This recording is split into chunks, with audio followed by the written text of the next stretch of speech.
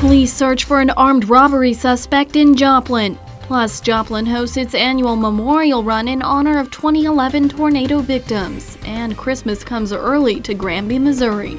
The 4 states' most watched news starts now. A Fort Scott man is dead after a crash in Lynn County, Kansas today. This is KOAM News at 6. I'm Kate Kelly.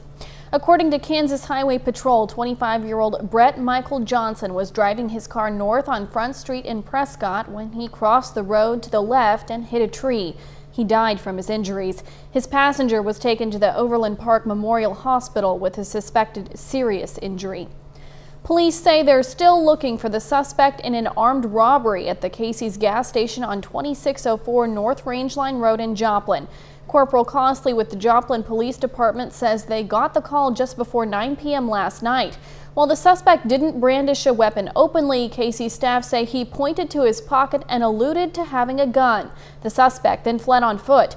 Police set up a perimeter that lasted about 40 minutes, utilizing a canine and a drone to try to locate the suspect. The man was disguised in a mask and hooded jacket. Anyone with information regarding this investigation should contact JPD. Today, runners braved the cold in memory of the lives lost during the 2011 Joplin tornado. Organizers of the memorial run placed 161 flags along the route in honor of the 161 lives lost on that fateful day. The annual event is usually held in May, but it was delayed because of the pandemic. Organizers did make some changes to the race. People running the half marathon did 2 loops of the course. Folks doing the 10K did 1. The 5K was the same as usual. Nick Kelly joins us now with our first look at weather, and it's cold out there. I know, hard to believe, Kate, we went from record highs not too long ago to not only the cold day that you alluded to, but snow chances on the way. That's why we have some winter weather advisories out, clipping Chautauqua County on the Kansas side, all of northeast Oklahoma, northwest Arkansas, and along and south of I-44 in southwestern Missouri until Sunday evening. We haven't had anything all day, just a lot of cloud cover, nothing falling from the skies yet, but our next storm system on the way is getting ready to work out of the Rockies, and we're already starting to see snow work into southwestern Kansas as it's been developing out in southern parts of Colorado. Around here, it's cloudy, it's cold, but we're quiet to start the evening out with most of us in the middle to upper 30s, but it's going to be a very slow drop-off. I only see us dropping back into the lower to middle 30s later on tonight. We're dry this evening, but the snow picks up overnight, and certainly for tomorrow. We'll break down what to expect with this system and how much snow we could see coming up in a bit, Kate. All right, thanks, Nick.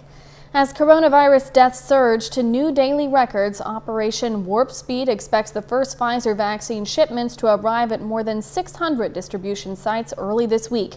The FDA gave the vaccine the green light for emergency use late Friday. Now the Herculean task of distributing the first several million doses is beginning. CBS News correspondent Manuel Bojorquez is at the Pfizer factory in Kalamazoo, Michigan. The massive effort to deliver Pfizer's coronavirus vaccine to hospitals and pharmacies across the nation is underway. D-Day was the beginning of the end, and that's where we are today.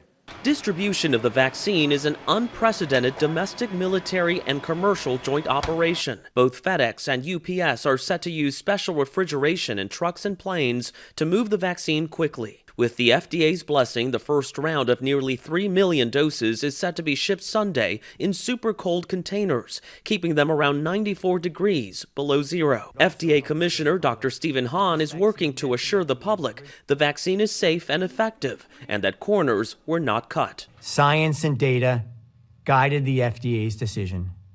We worked quickly based on the urgency of this pandemic, not because of any other external pressure. The vaccines will begin their journey Sunday from here, Pfizer's factory near Kalamazoo, Michigan.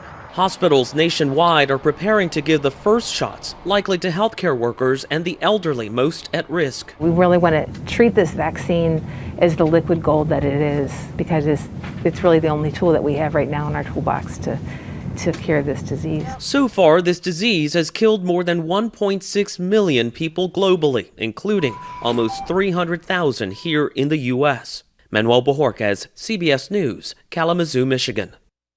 Peter Marks, the FDA's vaccine director, says his agency will track all reports of allergic reactions in the U.S. Christmas is only 13 days away, and over in Granby, Missouri, people are getting into the holiday spirit. The 5th annual Granby Christmas Festival featured dozens of vendors selling crafts and other gift items. Kids could take pictures with Santa and enjoy some snacks. Organizers say it takes some effort to get everything together for the community, but it's worth it.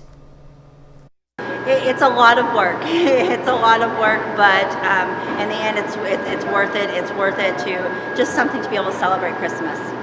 The event began at 9 a.m. and wrapped up this evening. Our annual TOYBOX campaign is underway. Excuse me. Each year we ask for donations of toys and money to buy toys to give to area kids in need.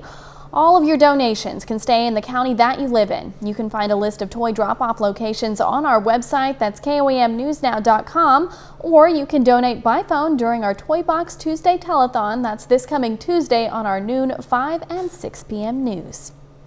We take this time now to honor another four-state hero. Seth Volz joined the Army in 2002, spending time stationed in Iraq. His hometown, Galesburg, Kansas. We thank you, Seth Volz, our four-state hero.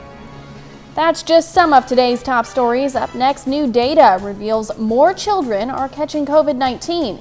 And given everything that happened in 2020, now might not be the time to make big sweeping changes in your life. Coming up, why giving yourself a break may be the best resolution this New Year's. More children are testing positive for COVID, and the nation's first coronavirus vaccine gets the green light. Naomi Ruckham takes a look at this week's top health stories. The FDA has authorized Pfizer-BioNTech's COVID-19 vaccine for emergency use. Vials of the drug will begin shipping across the nation, and frontline healthcare workers and nursing home residents will receive the first doses. Healthcare workers are 7 times more likely to battle severe COVID-19 cases compared to people with non-essential jobs. That's according to British researchers who also discovered people working in transportation and social services suffer from severe coronavirus at twice the average rate. Findings show women, blacks, and Asians are disproportionately impacted. More than 1.3 million children have now tested positive for the coronavirus. The data, compiled by the American Academy of Pediatrics and the Children's Hospital Association, found the week ending November 26th saw the largest weekly increase in children's cases since the pandemic began. Those are some of the week's top health stories. Naomi Ruckham, CBS News, New York. We're all probably ready to put 2020 behind us, and the new year is typically a time to resolve to make changes toward a better you. Barb Consiglio tells us how to set healthy goals. Elise Hanna has felt the stress of this past year, not only as a wife and mother, but also as a teacher. Are we going to be virtual again? Are we going to stay in person? You know, kids moving in and out of the class because they're having to quarantine, so it's been really stressful. Sophie Lazarus, a psychologist at The Ohio State University Wexner Medical Center, says short-term stress can actually help us find solutions and be productive. But when it lasts for months on end, it can be detrimental to our physical and mental health. When stress is more prolonged and chronic, essentially our body never gets the message that the stress response can calm down and it can stop. As much as we all want a new start in 2021, committing to a major life improvement during chaotic times can actually be counterproductive. So rather than making one sweeping change, try to find small ways to bring joy into your daily life, like focusing on things you're grateful for or scheduling time to do something that's just for you. Seeing how can you better take care of yourself physically and mentally in small, doable, incremental ways is going to be a lot more helpful than setting a really high bar, not meeting that bar, and feeling more discouraged. Lazarus says practicing mindfulness is a good way to identify sources of stress, and that doesn't mean you have to be a yoga master, but can be as simple as stopping to enjoy the little things or taking cleansing deep breaths. Mindfulness is really stepping out of autopilot, being aware of what's happening in the present moment. And when we do that, we can really have a better sense of how what we do impacts us. For Elise, exercise gives her the mindful time she needs to manage stress and be the best version of herself for her family. At the Ohio State Wexner Medical Center, this is Barb Consiglio reporting. Experts say taking stock of what causes stress can help you make small, healthy changes. Nick Kelly returns with a full look at your forecast. That's next. What's your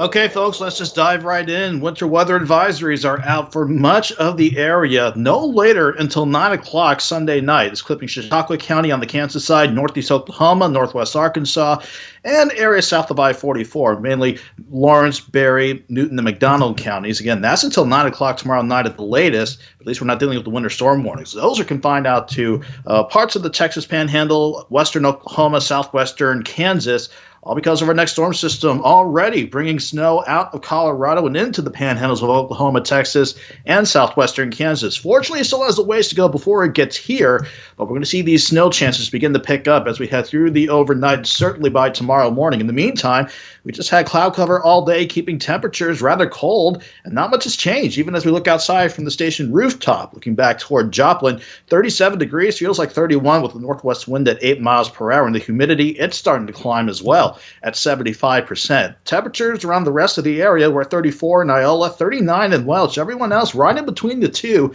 So no matter where you are, it is cold for sure to start the evening out, but we're not going to see much of a drop in temperatures. We're going to be holding mainly in the lower 30s tonight. Some spots as cold as 30 for Garnett and Burlington, while everyone else mainly around 33 degrees. And that will be key as our next storm system finally begins to kick out. Again, though, we haven't seen much across the four-state region so far today. The focus, though, is the storm system out west. At the surface, this frontal system and this surface low right on the New Mexico Colorado line, that's going to be passing well to our south. But as long as it continues to pull more Gulf moisture, that will be a key role in the forecast for tomorrow. But the main driver of the storm system, this upper low, it's ready to jet out of Colorado and mainly pass through Oklahoma and Arkansas. And with it close enough to us, that is going to be the focal point for rain and snow chances to kick off as we get into tomorrow morning. But for this evening, you don't have anything to worry about. We'll just be cloudy and cold, but we'll keep things dry as we continue to see the snow build across southwestern Kansas. We'll say overnight lows, again, dropping back into the lower to middle 30s, most spots around 33. Let's keep an eye on the radar by about 4, 5, 6 o'clock in the morning. I think that's when some rain and snow will start to develop in our western counties. And then this is going to start overtaking the area as we head through the rest of the morning and certainly going into the afternoon. As temperatures try to get warm, at least warm-ish, relatively speaking, we're going to try and see some rain chances mixed in, but we will see some periods of snow throughout the day tomorrow as well. 33 in the morning, 35 by noon, afternoon highs around 36. So we'll have the afternoons with snow and some rain mixing in, but as we head toward late afternoon and evening, that's when the system starts to move along and we'll start to dry things out by the time we hit 9 and 10 o'clock tomorrow night. As far as how much to expect, I think the snow tracker's doing an okay job showing the heaviest of the snow staying mainly to our south. So far, the northern half of the area, I think you'll be lucky if you can get an inch or less out of this system. Maybe 1 to 3 inches from Independence, Altamont, Baxter Springs, Joplin, Mount Vernon south, 1 to 3 inches, and then anything higher than 3 inches, we'll hold that off for areas mainly to the south of Grand Lake and Table Rock Lake. The 7-day forecast has us dry on Monday with highs to 41, and another system on Tuesday could give us another shot for snow as we stay cold with highs in the mid-30s. 39 Wednesday, and then we're back into the mid-40s by the end of the week, Kate. So I know you've been asking for snow. Hopefully these next two systems on the way, hopefully it'll make you happy. Right. Well, you got to be careful what you ask for, too, I guess. Yes, that is true, too, yes. All right. Thanks, Nick. Don't forget, you can be the first to know about the day's weather with the KOAM Skywatch weather app. Get severe weather updates sent straight to your phone free of charge. It's available in the Apple App Store and the Google Play Store, the KOAM Skywatch weather app. The KOAM Morning Show is looking to help out Santa this Christmas. We're asking you to send in your kids' Christmas list and some basic information, and beginning on the 17th, our morning show will interview Santa and he'll read off those lists. You can learn more by going to the morning show page on our website or on our KOAM News Now mobile app. Coming up in sports, Carl Junction hoping to capture the Lady Eagle Classic title over Mount Vernon. Also, Joplin boys try to avoid a second straight loss to Nevada. Andy Ciateco has that and more next.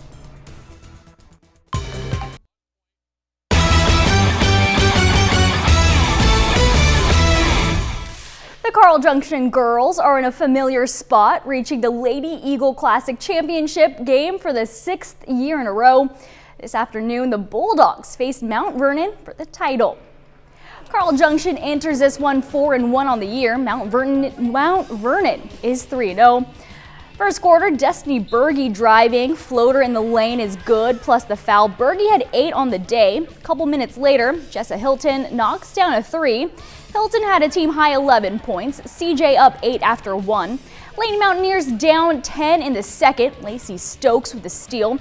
Gets it to Reagan Boswell for the finish. Mount Vernon would trail by 5 at the break. Lady Mountaineers catch fire in the third quarter. Stokes finds Ellie Johnston in the corner for 3. A couple possessions later, Stokes again to Johnston from the same spot, buries the triple. Johnston with a game-high 17. Later in the quarter, off the miss, Stokes with the rebound flips it in, makes it look easy. The Missouri Southern commit had 14 points. Time winding down in the third. Johnston drills a deep 3. She had 5 triples in the game. Mount Vernon claims the Lady Eagle Classic title, beating Carl Junction 47-29. To play in this tournament, so far in our schedule, we played 3 Class 5 schools and a Class 6 school. So we are trying to play the best teams in the areas to help us prepare for down the road. So again, I thought it was a really big win for us. It was something for our kids to take and build on going forward. Carthage wrapping up the Lady Eagle Classic, taking on Leavenworth in the third place contest. First quarter, Tigers down 2. Kiana Yates with the smooth 3 from the top of the key. Moments later, Yates with the steal. She's going to get it to Haley Fullerton. And Fullerton drops in the floater through some contact. Carthage up 4. Late in the first, Yates driving, kicks it out to Fullerton in the corner, connects from long range at the buzzer. Carthage up 10 after 1. Second quarter, Yates cutting through some traffic, splits 2 defenders and finishes off the window. Tigers leading 32-21 at halftime. Carthage rolls Leavenworth 71-40. Staying with local tournament action, it's the final day of the Carthage Boys Invitational. Joplin saw its first loss of the year, falling to Nixa in the tournament semifinals last night. Eagles looking to bounce back against Nevada. Tigers started off hot. 3-ball from Logan Applegate puts Nevada up 8. He had a game-high 25. Later in the first, floater from Always Right. But the Eagles, though, trail by 6. To the second, the dish to All Right. He drops in the corner 3. Joplin down 4 at the half. And in the third quarter, back to Always Right. Drains the 3 to give the Eagles their first lead of the game. But Nevada isn't done yet. Applegate with the steal. Lays it in, gets the and 1. Tigers up 3. Nevada gets the win 47-39. Moving on to college football, Missouri is in a top 25 matchup. The 25th ranked Tigers hosting number 9 Georgia. Late in the first quarter, Mizzou down 7. J.T. Daniels finds James Cook for the 37-yard touchdown. Georgia up 14-0. Early second quarter, same score. Connor Bazilek is going to find an opening, rushes in for the score. Mizzou within 7. Late in the second quarter, tied at 14. Daniels throwing it deep, finds George Pickens for the 36-yard touchdown. From there, it was all Georgia. Tigers fall in this one 49-14. Staying in the SEC, Arkansas taking on top-ranked Alabama. Razorbacks did not get shut out, but they fall in a lopsided one 52-3. And then in the Big 12, 22-ranked Oklahoma State on the road taking on Baylor. Cowboys win big 42-3. Oklahoma finishes the regular season 7-3. That's a look at sports. Back with more news after this. Sharon is a Coming up tonight at 10, a photographer in Pittsburgh offers some Christmas card photos guaranteed to make you smile. Plus, the Biden-Harris team prepares for their transition into the White House, and we bring you the latest on COVID-19. Join us for those stories and more tonight at 10. In the meantime, Nick joins us now with a final look at weather. Well, I continue to keep an eye on the snow on the way, Kate, for tomorrow. We're quiet this evening, but rain and snow definitely for your Sunday with highs through 36. Dry Monday, another system with snow on Tuesday. We'll update you on both of those systems and a fresh look at how much snow we can see tomorrow when we see everybody right back here at 10, Kate. All right, thanks, Nick, and thanks for watching. We'll see you right back here at 10.